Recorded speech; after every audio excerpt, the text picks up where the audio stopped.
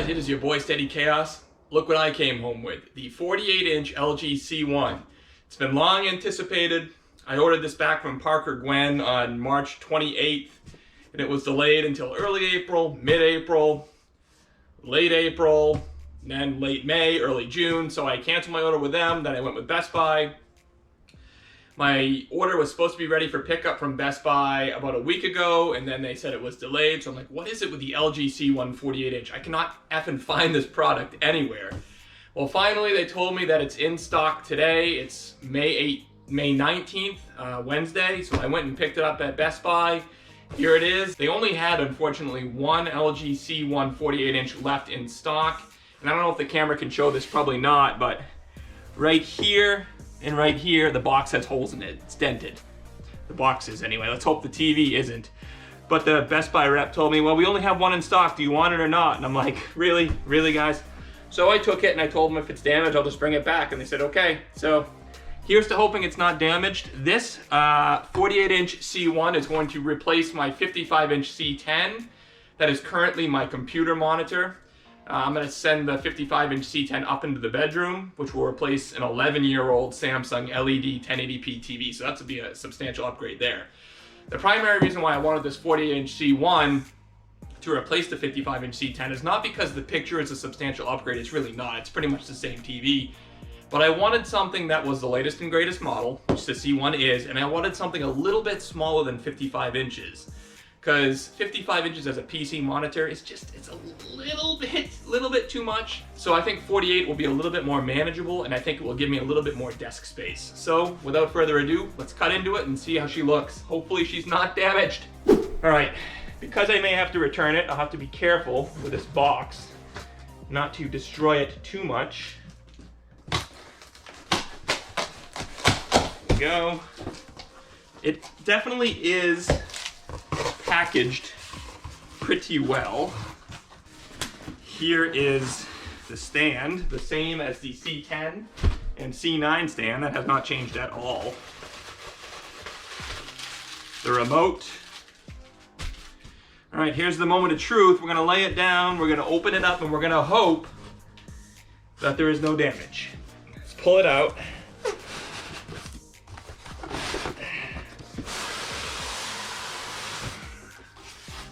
Get some styrofoam out. Let's put that here. There. Okay. So it looks like there's styrofoam padding towards the front of the screen, thankfully, which there should be. And that padding looks to be right where these holes are. So hopefully it has absorbed most of that damage. Here's the rest of the stand.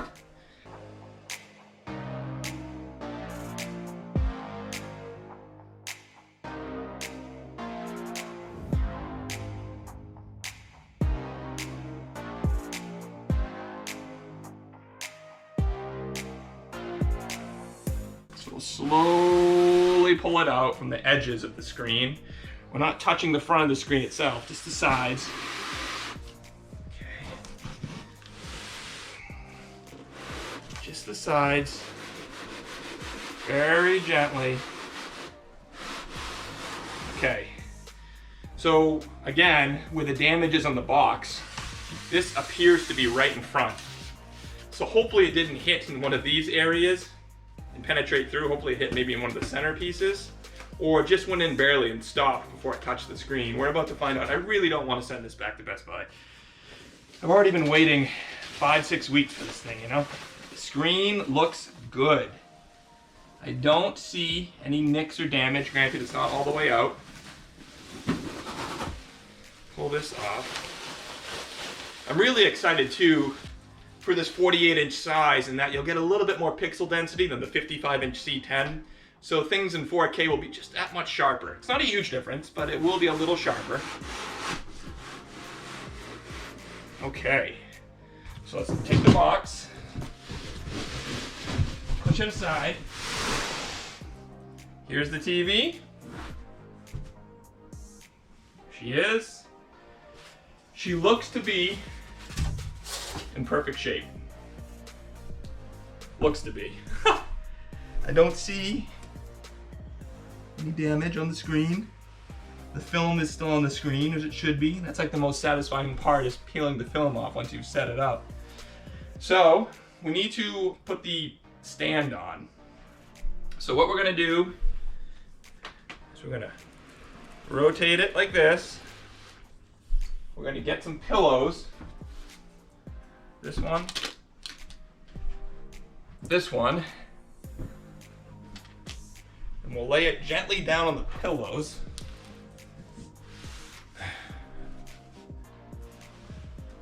All right, gently. Gently. Okay. All right, there we go. So it's resting on the pillows. We'll get the stand out. I remember putting the C10 stand together, and that was kind of strange, I'm not gonna lie. It's a little bit weird to assemble it. I had to go on to a YouTube channel, ironically enough, and just check it out to make sure I was doing it the right way. So hopefully I can remember how I did the C10, and I won't need to go online and just double check. It would be nice if LG would update the kind of overall frame and aesthetic of the C1, or maybe next year's C2, or whatever the hell it ends up being. So it's not just the same old stand that we've had for years now. Let me get a screwdriver. All right, I have the screwdriver. Okay. There we go. We now have the screws out. Now let's try to remember how this stand is placed. So, grab another pillow. This here. So this is the back. This is the back of the stand. This is the front of the stand.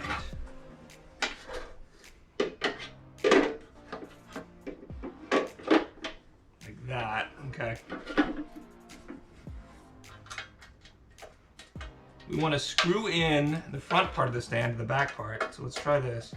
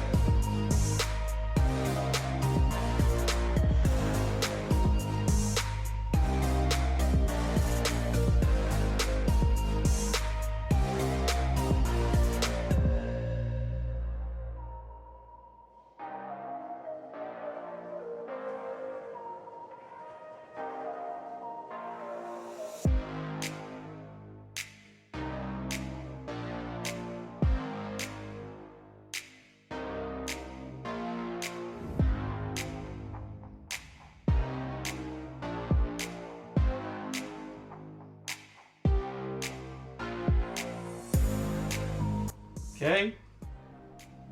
All right, she is assembled. So now let's stand her up carefully. Don't put any pressure on the screen. So on the back side, there is some plastic here. You want to make sure you peel the plastic off the back, otherwise the TV may not vent properly, it could overheat. So we peel that off, which is just utterly satisfying. It's like the best part of buying a new TV is peeling this off. And then we still have the front side. We turn the TV towards the camera. We can move these pillows. All right, that's what she looks like, all set up. So the modeling is really no different than the C10 or C9 like we talked about earlier in this video. Same kind of V-shaped stand. The bezels are similar.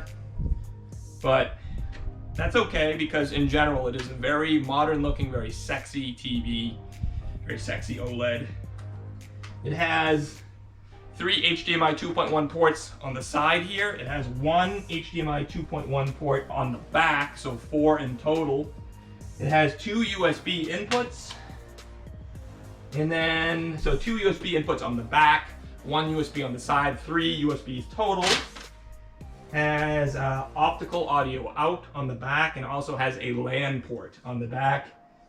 And then a coax screw for cable in or antenna in. And that's really pretty much it. So let us bring this TV over to the gaming station, if you will, and we'll put it right beside the 55-inch C10 and we'll fire this bad boy up, and eventually, probably not today, but eventually down the line, I'm going to do some comparison videos between the C1 and C10 in all sorts of ways. I'm going to compare HDR performance, Dolby Vision performance, gaming performance, how standard TV looks or cable TV looks on this thing. We're going to do all sorts of comparison videos. And then once I've had the C1 for, I'd say, a solid 2 to 3 weeks, I've spent some time with it, kind of gotten to know the ins and outs of the television and know all the new picture setting functions, I will do a lengthy and in-depth review for you guys, okay? So let's meet over by the gaming station. Let's do it. Hopefully I don't drop the TV. All right, guys, we have her set up on my desk. Now, as you can see, I had to clear everything off my desk. Let me pan the camera. There's the 55 C10, I should say. Here's the 48-inch C1 right beside it. They are kind of hanging off the sides a little bit. They're secure, I made sure, but it's certainly not something I'd want to have long term. Interesting, so I used the new remote, the LG C1 remote, and it also turned on the C10. Yeah, interesting. So it works for both televisions, apparently. First of all, we need to peel this film off. So, again, a satisfying part. Grab the film. Oh, is that nice? The screen will never be cleaner than it is right now. Looks so good. And of course, we want to check for dead pixels. My C10 had a dead pixel right towards the center, right out of the gate, which kind of sucks, but I learned to live with it because I just was too lazy to send it back. I know a lot of people would, and I don't blame you for sending it back, but I'm not seeing any dead pixels right now. Now, advanced display settings, 120 hertz, there we go. Keep changes. There we go. We are now at 120 hertz. Let's go on the control panel. Just to make sure, yep. We're at 3840 by 2160, 120 hertz, RGB, full dynamic range at 10-bit color. That's exactly what we want. So, what we're gonna do now is we're gonna fire up Resident Evil 8, The Village, and we're gonna see how she looks in this bad boy. Let's do that really quick. Let's jump into this game. Oh yeah, I can tell that the pixel density is a little bit better than the C10 for sure, going from the 55 to the 48 like I said, so it feels or looks a little sharper for sure in 4K. Oh man, yeah, this looks phenomenal. Again, this is an H gig, so it might be a little on the dark side. Let's go back to Game Optimizer. Let's see, Game Optimizer right here. Now we can adjust some stuff right here within Game Optimizer mode. So VRR G-Sync is on, game genre standard. So what happens if we put it on first-person shooter? Okay, so it brightened things up a little bit. I kind of like that. So it adjusts the black stabilizer and white stabilizer for you. Reduce blue light. We'll just leave it off. I'm not really entirely sure how that works yet. Prevent input delay. We'll put boost on, which we shouldn't really have to because we're already on 120 hertz, but that's okay. All right. So yeah, this game is looking fantastic. And I think the input lag feels a little bit better. It feels a little bit more responsive. It really does. Could be placebo, could be because I'm excited. But usually with a smaller screen like this, and the fact that the LG C1 has slightly lower input lag than the C10, I think that the C10 is rated at 13.9 milliseconds at 4K VRR or G-Sync, and the C1 is rated at 5.8 milliseconds at 4K VRR G-Sync. So, you know, you're looking at 7-8 milliseconds faster here on the C1, and you combine the fact that it's got a smaller screen, It just feels a little bit more responsive. Yeah, it's nice. Wow, this looks amazing. Really does look amazing. It looks super sharp, super sharp.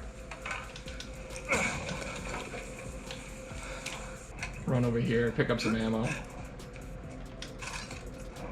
I can see pretty well in these dark areas despite the fact that HGig is on. So I think by using the first person preset picture mode, like I said, it boosted my black levels a little bit. Everything still looks good. I mean, I'd have to play this at night to see if it's washing out the black at all, the blacks at all. But right now, contrast looks perfect. Everything looks good, and visibility is pretty good for HGig. Let's try to get into a little bit of action here and see how it feels. God, it really does look sharper than the 55-inch C10. I don't know if it's the Alpha 9 Gen 4 processor at play, or it's simply because we're going to a smaller screen. It's definitely partly because we're going to a smaller screen. But it could be that oh boy, it could be that the Alpha 9 Gen 4 processor does a slightly better job of crispness. I've heard some people say that. It looks a little bit more crispy than the C10 with the Alpha 9 Gen 3.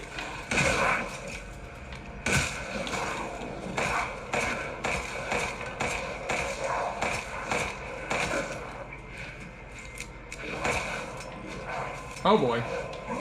J-Bone's out of ammo. You know what we can do? Take this.